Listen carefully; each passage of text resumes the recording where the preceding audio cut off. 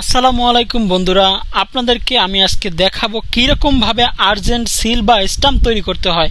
Stump তৈরি করার ক্ষেত্রে প্রথমে তো স্টাম্পের যেই লেখাটা হবে সেই লেখাটা প্রিন্ট করে একটি স্পেশাল কাগজের মাধ্যমে, কেমিক্যালের মাধ্যমে প্রিন্টার থেকে প্রিন্ট করে নেওয়ার পরে সেটা ভালোভাবে একটি ইলেকট্রিক লাইটের তাপের ভিতরে রাখা হয় 10 থেকে 15 মিনিট।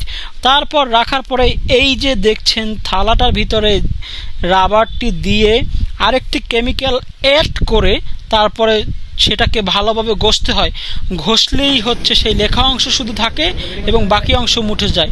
তারপর ভালোভাবে মুছে তারপরে হট গান দিয়ে শুকিয়ে নিতে হয় সুন্দরভাবে, যেন কোনোভাবেই কেমিক্যালের মাধ্যমে অতিরিক্ত কেমিক্যাল থাকলে কিন্তু জিনিসটা ফুলে উঠবে। সেই জন্য অতিরিক্ত কেমিক্যালকে সরিয়ে ফেলার জন্য হিট দিয়ে ভালোভাবে যাতে লেখাগুলো স্পষ্টভাবে আসে।